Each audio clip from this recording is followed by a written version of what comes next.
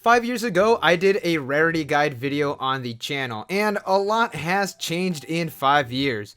I wanted to update that video last year, but I decided to wait because of the news that we received on October 1st, 2021. This news only pertains to the English edition of the game. If you play JP or are interested in JP, well, it's still a little interesting. Starting off with Rent-A-Girlfriend, the English booster set style and distribution is going to change. The boxes are turning from the tower shape to the flat style that JP has had. As such, the rarities are the same, but the distribution is going to be different. So without further ado, let's get on with the updated rarity and distribution guide. First thing is first, we're going to start off with the booster packs. In a booster pack, here we have 2 examples. They're open, so yeah. In a booster pack, you get 9 cards per pack now. You get 4 commons, 2 uncommons, a rare, a climax, and an extra card that could be any rarity. These typically retail for about $4 to $5 depending on the store.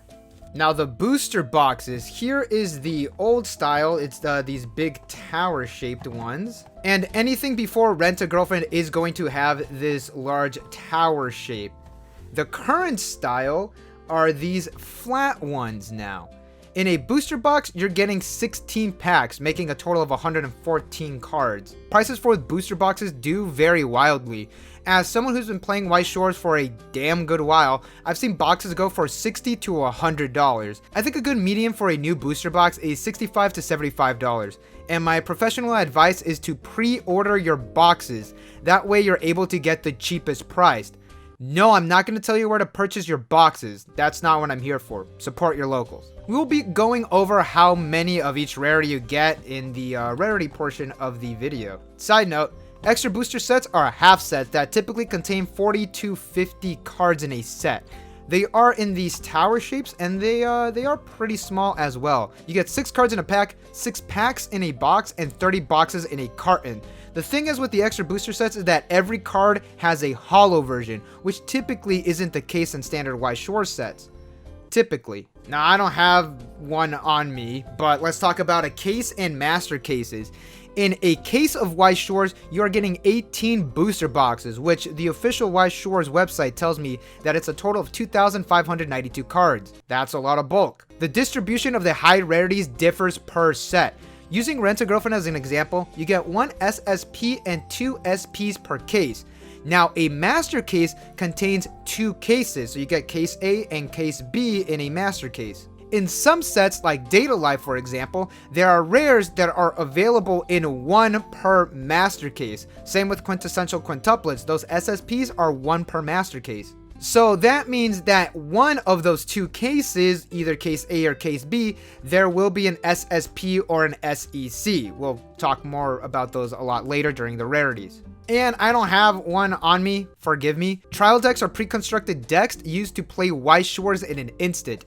Each trial deck contains the same cards corresponding to a series, and there are 50 cards in a TD. A TD contains a super rare cover card, but can also contain a triple rare and an SP. A trial deck box contains 6 trial decks, and a case contains 8 boxes, so a total of 48 trial decks. In a case of trial decks, you are potentially pulling up to 2 SPs. And with that all out of the way, let's go over the rarities. We are gonna start off with the Climaxs. These are the sideways cards that you use to cancel, and certain cards have Climax combos where they get special effects. There are Climax commons over here, and there are Climax rares.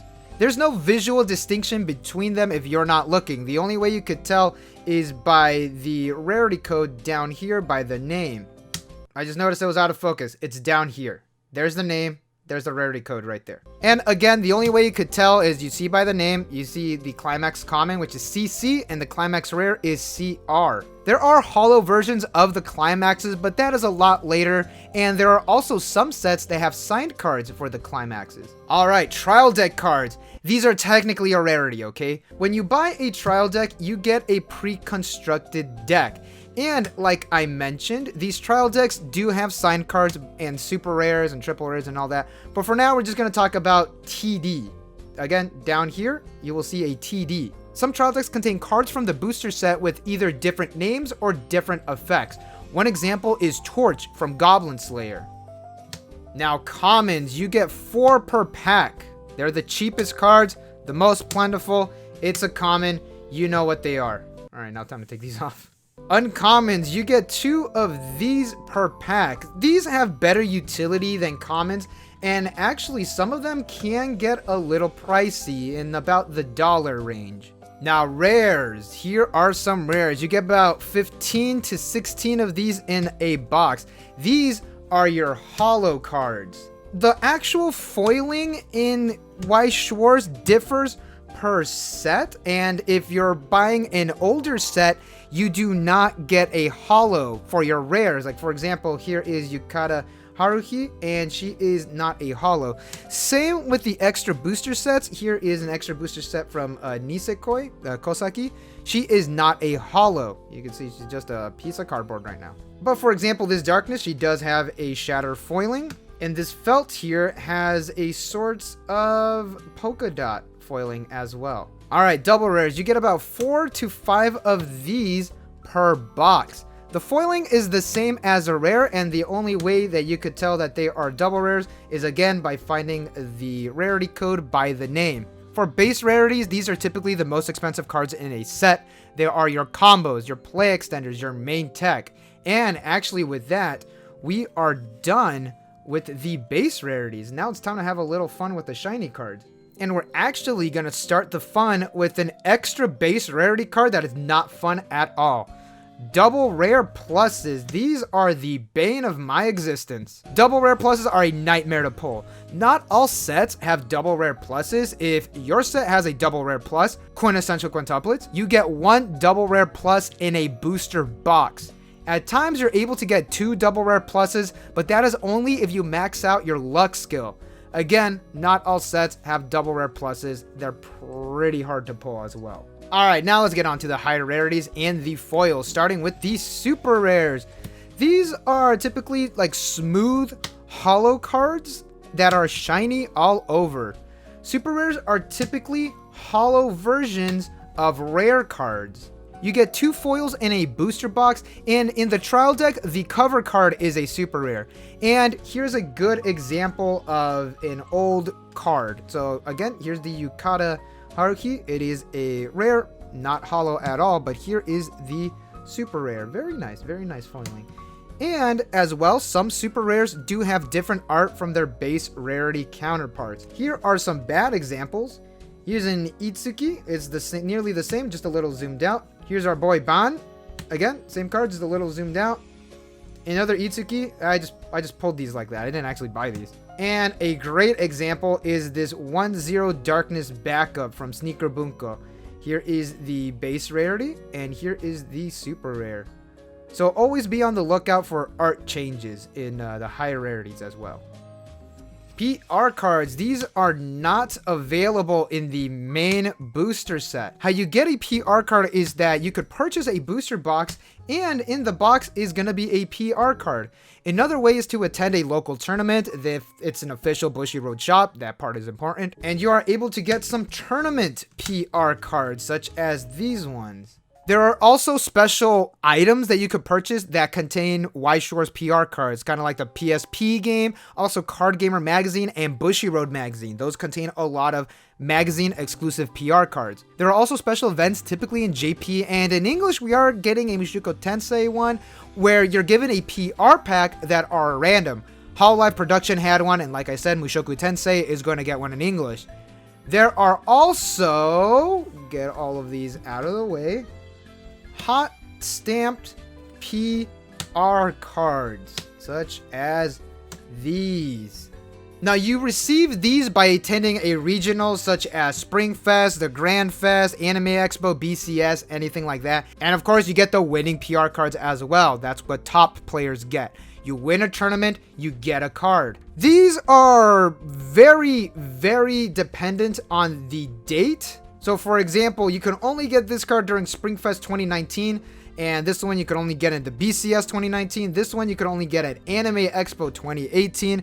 And this one you could only get it in the Grand Festival July 2nd, 2017. So unless you got a time machine, you are not able to get these. Yes, the secondary market exists. Yes, this is very expensive. Now, triple rares. These are generally relegated to climaxes. At least they are now. In the past, there were character triple rares. Now, these are textured holo cards. So if you gently rub the card, you're able to feel some sort of texture. And again, these are typically climaxes now, but there are also some character triple rares as well. And as you could see when I kind of shine this one around, you can see like there is more of a pattern, and that pattern is actually textured. Same here with the Hatsune Miku. You can see the small textured pattern. In hindsight, I probably should have used the Hatsune Miku first. That way I don't get hit by YouTube, just in case. Set-specific rarities are a different breed. These are rarities that are below an SP but above a triple rare, but it is about the same staying power as a triple rare. Not all sets have set-specific rares, but they are typically holo cards that are hot stamped. The rarity code changes per set. For example, Marvel has M rares, Sakura Wars has TG rares, and Quince has Hanayome rares. It is all dependent on the set.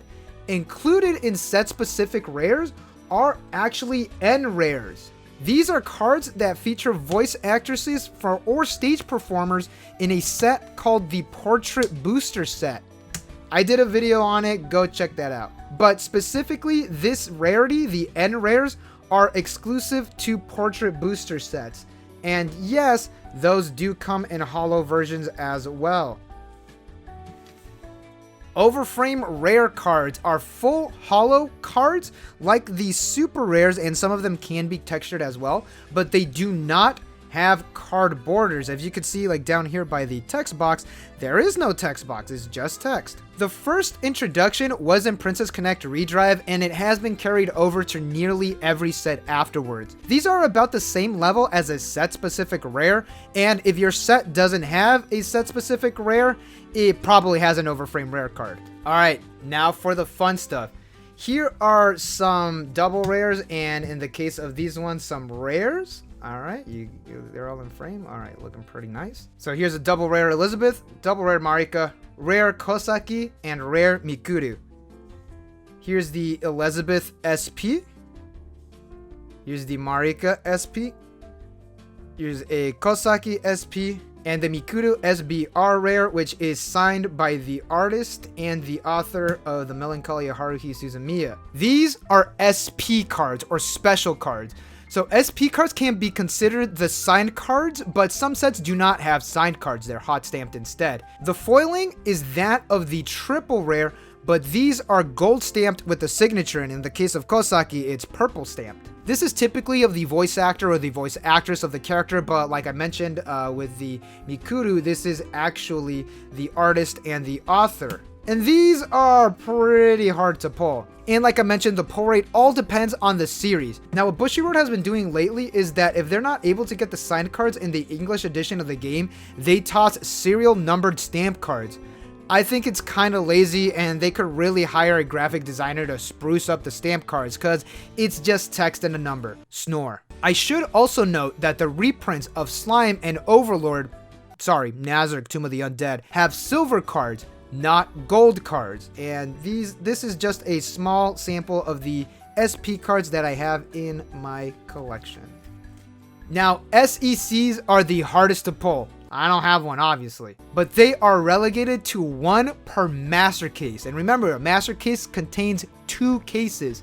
So in one of those cases, either case A or case B, you're getting an SEC. In Quince, they were called SSPs. You could get an SSP per master case, which just make my job easier and call them SEC, please, Bushiroad. Now, not all sets have SECs, but if your set does, this card is typically the most expensive one in the entire set. Some examples could include Kurumi from Data Live, and of course the SSP cards in Quince. Now, to end the video, I want to talk about 2 terms that I think will help newer players and collectors.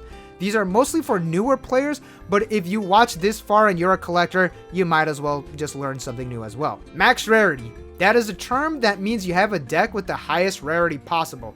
This includes playsets of super rares, triple rares, SPs, and even SECs. Instead of running the double rares, you're running the SPs. Instead of the double rare pluses, you're running the SSPs. And of course, quadruple SEC Kurumis. Sorry, double SEC Kurumis playset. In Weiss Schwarz, you're allowed a max copy of 4 cards per deck. That is called a playset. But in the context of purchasing and selling Weiss Schwarz, a playset is 4 of every base rarity card in a set. So that is 4 of each double rare, 4 of each rare, and so on and so forth. This is so that a person is able to build whatever deck that they want without missing some cards from the main set. There are also trial deck playsets available. Some stores do this, but it's mostly a reseller type thing. Always ask for references, always send payments as goods and services. Stay safe out there, everyone, because like every trading card game, there are scammers out there. And that is where we're going to end today's video. Hopefully this video helped in some way, shape, or form. Don't forget to like and subscribe for more Weiss Schwarz news and content. And I will see you all in 5 years where I remake this video. Peace.